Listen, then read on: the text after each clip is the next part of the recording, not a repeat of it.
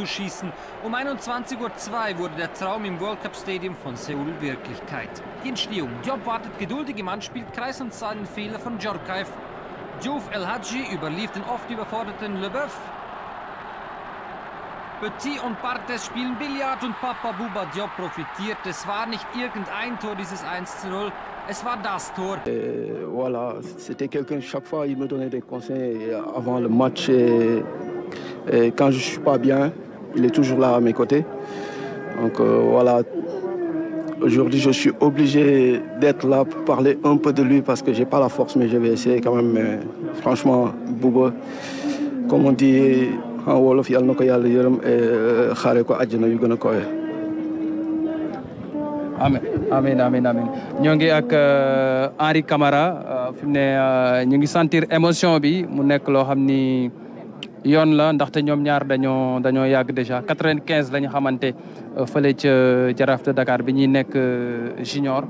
Henri ñu bëggoon xam rek yow fi mu toll nii lan ngay ressentir ci jamono boo xam ni ñi ngi xaar li nga xamee ni moom mooy néew Pape Bouba Diop mu nekkoon sa xarit nekkoon koo xam ni jege woon ngeen trop. dëgg la tey moom day metti trop pour ma wax si moom parce que sama jaar-jaar Bouba dafa doon loo xamante ne yàlla moo ko def ñu xamante début Jaraaf junior ñu joué ndoo équipe nationale junior ñu joué ndoo espoir équipe nationale A. comme li ma wax léegi rek Bouba dafa nekkoon nit boo xamante ne dafa calme du wax bu bëree ba pare man ma bëggal ko sama bopp fépp fu ma dem rek damay bëgg Bouba ñëw sama wet bi ma signé Europe j'ai tout fait pour mu ñëw sama côté te noonu la histoire Bouba commencé ak man mi équipe nationale tamit maa ko présenté Bruno Metsu ba mu ñëw dugg si équipe bi te tey sénégalais yëpp kenn rëccu donc tey pour ma wax si Bouba day metti trop mais daal je suis obligé moo wax pour sénégalais yi xam ne man ak Bouba nu ñu menoon ay seex nañu woon quoi donc tey franchement aw ma doole mais voilà dinaa jéem a wax tuuti. yow lan nga gën a jàpp ci Pape Bouba Diop nga xam ni yow mi nga xam ni yaa doon bokk ak moom nekk équipe nationale yaa ko xam depuis Jaraaf ngeen partagé lu bëri lan nga gën a jàpp ci vie am ak ci carrière am. li ma gën a jàpp si vie am mooy jullit la woon quoi dafa jullite woon. nit la boo xamante ne du boole dara dafa teewoon quoi dafa teewoon baax na bëgg nit waxam bëriwul doo ko dégg si dara donc ni ma mel rek noonu la mel doon gis fenn ba pare carrière am dafa nekkoon nit boo xam dafa gëm boppam bu ne lii la rek lii la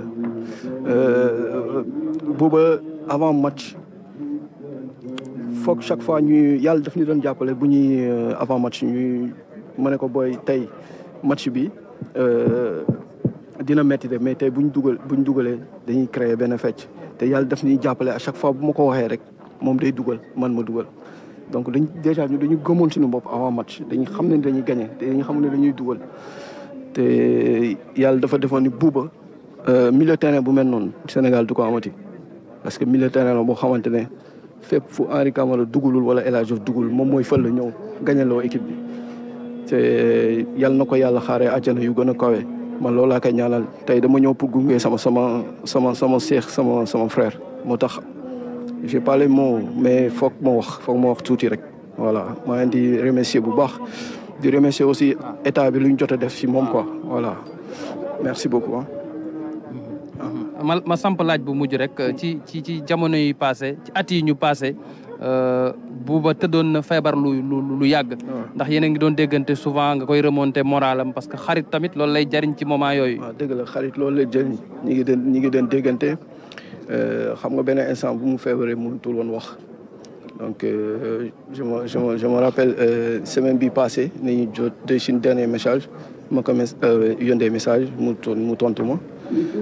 mooy vendredi passé di ko xool si lu mu nekk après voilà si la ma tontu ni ça va un peu moins tu vois ma ne ko bon yàlla baax na lépp loo soxla rek maa ngi fi mu yónnee ma message ne ma merci bro loolu mooy dernier message bi waaw merci bro mooy jërëjëf sama xarit quoi voilà donc loolu moo ma touché ba dimanche buñ may annoncé ni dafa génn àdduna gawuma ko fekk mi ma fekk restaurant ak sama jabar dama daw demaat sama kër mënoon naa message foofu de mais il fallait ma dem sama kër tëju dama daw sama kër tëju yónneewaat ko message pour xam ndax li ñuy wax dëgg la jabar ji tontu ma ne ma Bouba est parti donc metti na ma trop mais yàlla tamit mooy def lu gën kenn du ko coog yàlla voilà. Merci, hein. Merci Henri Camara. Très ému au moment de témoigner sur Papa Bouba Diop. Pape Biram, on va garder encore l'antenne, le temps de recevoir l'ancien président du Racing Club de Lens, Gervais Martel, présent au Sénégal pour les besoins des funérailles de Papa Bouba Diop. Président, bonjour et bienvenue sur le plateau de la RTS. Qu'est-ce que vous ressentez en ce moment avec cette cérémonie d'hommage à l'un de vos anciens joueurs, Papa Bouba Diop? Beaucoup de choses, parce que d'abord, j'aurais jamais pensé Bouba nous aurait quitté aussi vite. C'est une maladie, quand on a su sa maladie là-bas, il habitait à Arras, à côté de Lens, c'est une maladie qui est implacable. Terrible, et il s'est battu parce qu'il est quand même resté quand même 2 ans avec plus de 2 ans même avec cette maladie.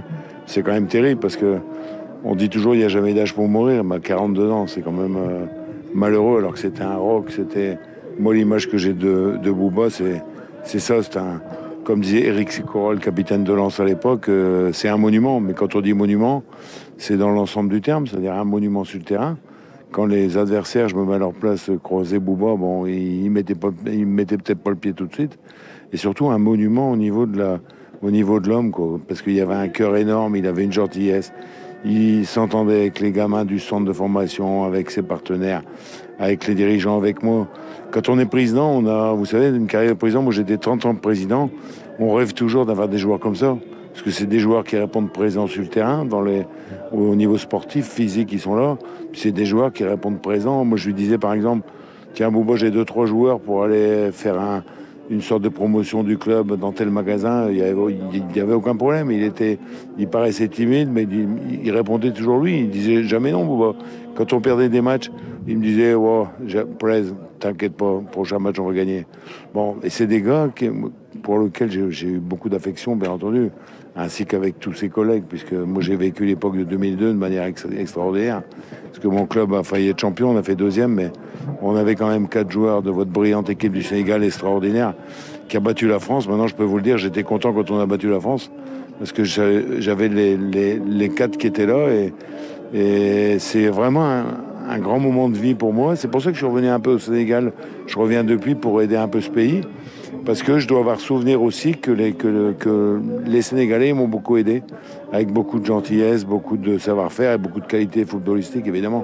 Donc il faut savoir rendre un peu, mais aujourd'hui, j'aurais préféré évidemment venir sur un autre moment que celui-là. Voilà.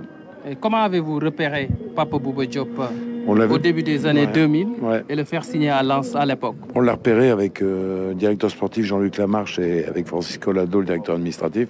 On nous avait signalé un super joueur en Suisse. Donc on a été voir.